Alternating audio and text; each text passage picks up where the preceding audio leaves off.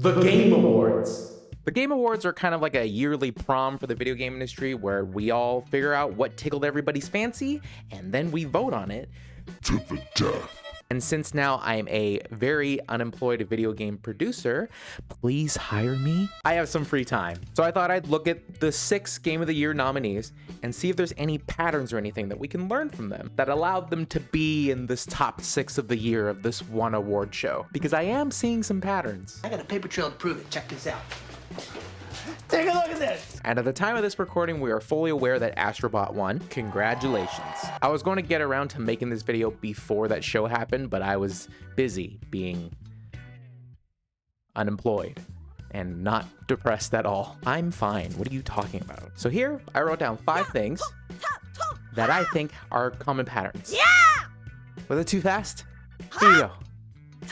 You get a hint, but I don't want to spoil it. But I mean, nothing's stopping you from pausing the video and looking at it, but I'm lazy. I don't know about you. So without further ado, let's just jump right. So within all of these teams, I think this isn't their first rodeo. There is a broad range of stuff here that they have all slaved over, honing in their craft, their design, their tech, and then having it all come together into a magnum opus of sorts, and finally making the one that ruled them all. I don't think it's shocking to hear that most of the games come from Japan, a place with a culture that's a lot about honing your craft and having a pride in their mastery no matter what they're doing. Astrobot started making out little games that you could probably consider tech demos. And then they made a VR game that also you could probably consider a tech demo. That led them to making like a VR game, which was apparently really well received. Then of course we have Astro's Playroom, which was the game that came with everybody's PS5. And all the learnings from all that accumulated into a game that wasn't in VR, that was able to reach a bigger audience. And with that came the honing of all this level design stuff, turning into a non-VR full-fledged game that's just crammed with all of your childhood PlayStation things compressed into one cute, adorable robot. Someone to finally match Mario's freak. Wahoo. We got the Elden Ring DLC. It's Elden Ring. Miyazaki and his team have honed their craft on this kind of game over and over and over again, creating something that was a breath of fresh air twice. You have to beat the first one to play the second one. Good luck. You got Final Fantasy VII Rebirth, which is apparently a second part of a trilogy because they don't know how long that game will go. That one is a bit hard to pin down because it's Square Enix. They are giant. There's names that you recognize. The guy who made the original characters is also working on this one. I was 7 when that game came out. I looked like this. And I might actually be too old in this picture, I'm not sure. Metaphor is essentially a Persona game. There are 5 of those. And the main team that made it were basically like, hey, we're kind of bored with making this. Is it okay if we go and spin something off on our own, please? And then they essentially just made Persona in Fantasyland and called it something else. The last 2 are a bit tricky. Black Myth Wukong, as far as I can tell, Game Science didn't really do anything similar to Black Myth Wukong. This was just a pure passion project that they wanted to do. They had an RTS game that you can find on Steam that's in early access still, and they also have another game that I couldn't even Google, which I'm assuming is just exclusive to China. But in there somewhere, the pattern might be that they've previously worked with each other on whatever it was. Same thing for Baltro. I think it's just a solo dev who's made various other things before and just decided to see what would happen if he made this little fun card game. You read the guy's tweets, he's genuinely dumbfounded that it's even doing so well. I don't got any jokes on that. I'm genuinely happy for the guy, even though he's responsible for the curse on my phone because I bought Balatro on mobile. A story-focused RPG that's told in a visual novel way. An adorable robot jumping around. A game that wants you to die repeatedly. Actually being able to live the full breadth of a story that you feel like you've only heard now in hindsight. A game where you get to live out the fantasy of being Sun Wukong, and oh my god, there are so many of you. And a card game that you're apparently supposed to grind into a paste and put into a syringe and just inject in your forehead. The point that I'm trying to make here is that if you look at these games hard enough, you see a really narrowed focus. If you are trying to make a visual novel, that means the bulk of your content is going to be your writing, which means you can kind of cheap out on the animations in the cutscenes that are happening. All that shit could be canned and cheap and tricked through camera work, because you need to pump 80 hours of writing into this shit. And then if you lean on all the environments to do the storytelling for you to do that heavy lifting, that means you can spend less money on doing cutscenes, fancy one-off animations that are playing, and lean way more into that gameplay. This focus in these games kind of allows you to turn the dials for how far you need to push something, because not everything can be like Red Dead Redemption 2, which I always compare to building a pyramid. Slave labor made that game, and they're doing it again with GTA 6, and I am scared of how big that pyramid is. But no, a lot of parts in these games you could say are just good enough, and they moved on. These games are very good at predicting what the player will actually care about, and really narrowing in on that focus without overbuilding a bunch of shit that doesn't matter at the end of the day. And it shows. There's a lot of this going on here, and they're all here now. Let's face it, it's scary to greenlit a new IP. And as much as we like to complain about it, the actions of what's being actually greenlit speaks a lot louder than our tears. I mean, take a look at movies. Everybody's remaking the cartoons that you loved growing up in real life. And they do well enough that it's kind of not shocking that our industry chooses to do the same thing. Maybe you lean heavily on nostalgia and you pull every license that you got under your umbrella and throw it into a game about a robot. Maybe you remake a game that's so beloved and people were so convinced that you weren't gonna remake it that you promised a coworker that if it ever happened, you would eat a hat. And now you are avoiding her because she constantly brings it up. And no, Olivia, I'm not going to eat a hat. I'm gonna get sick. Some games maybe have some brand recognition for either the people or the trust or the company itself. So Atlas and the Metaphor guys are a pretty good example of that. I probably wouldn't have played that game if you didn't mention all the guys from Persona are there making it. Pre-existing clout can help, but not all the time. Because how many times have you heard the like,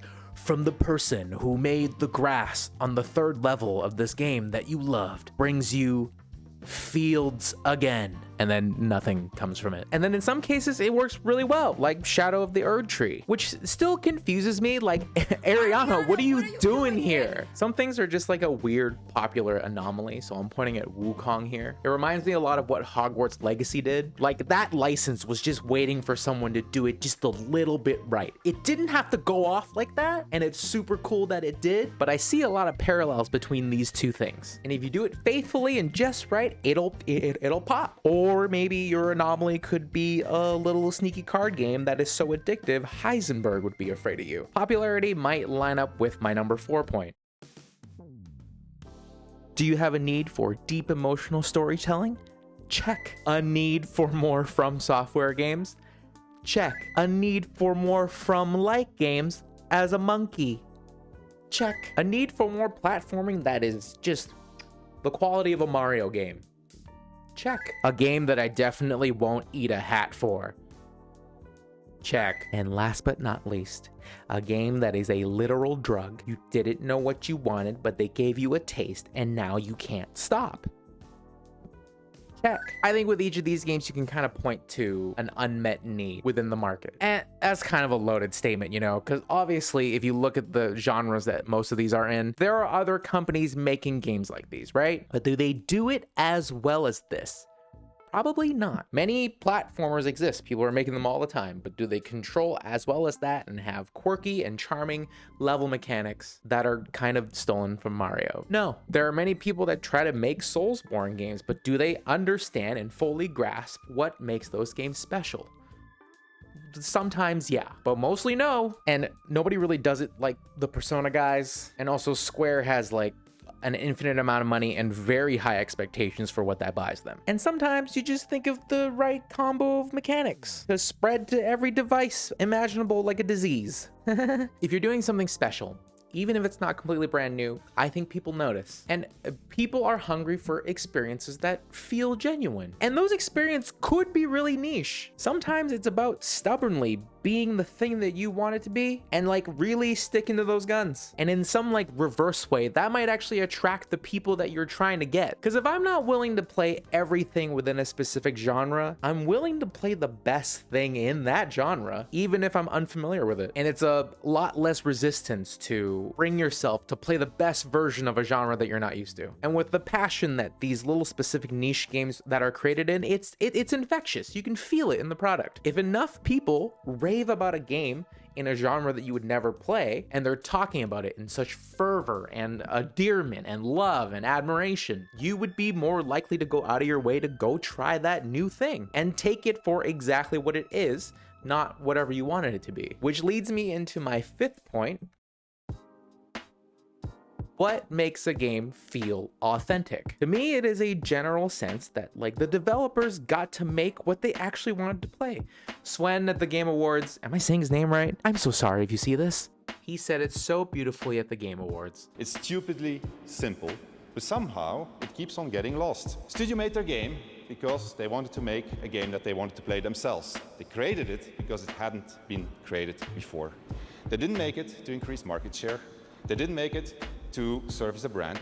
They didn't have to meet arbitrary sales targets or fear being laid off if they didn't meet those targets. And that can come in many forms. Is it a heartwarming message that you want to share with the world that maybe things aren't that bad? An opportunity to play out a role-playing fantasy as a monkey. A push to challenge the player while subtly telling them that they can do it. Telling the players that you believe in them and that they can overcome that challenge if they just try. Fully realizing a story that you've experienced many times, but with all like the intricate little human moments. Reflecting on the original as if it was just a story your grandma told you, and now you get to see what it really looked like. It's like this weird, intangible feeling, like a game has a soul, that you can't quite articulate what that is, but you feel it when you're playing it, right? And also, none of these games reinvent the wheel. They just chose to make a better wheel, and that can also come in many, many forms. A lot of these games take core mechanics that have stood the test of time. I feel like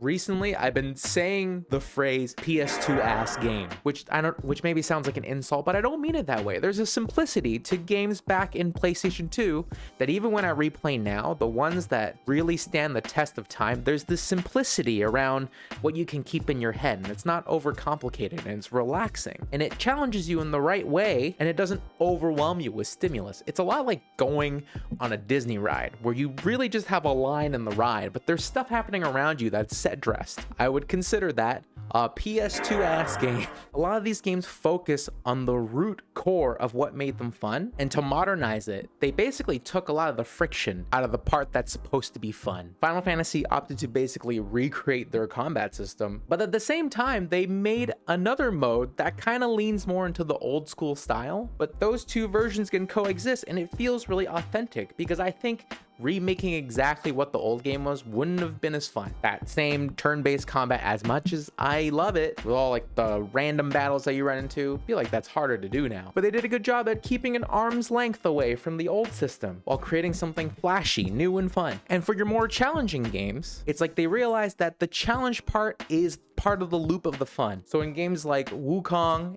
and Elden Ring, you get a lot of friendly checkpoints. You get a lot of, when you die, you appear right outside the room. And it's a cue to the player in a very modern way that you are meant to try again really quickly over, let's get you back in there.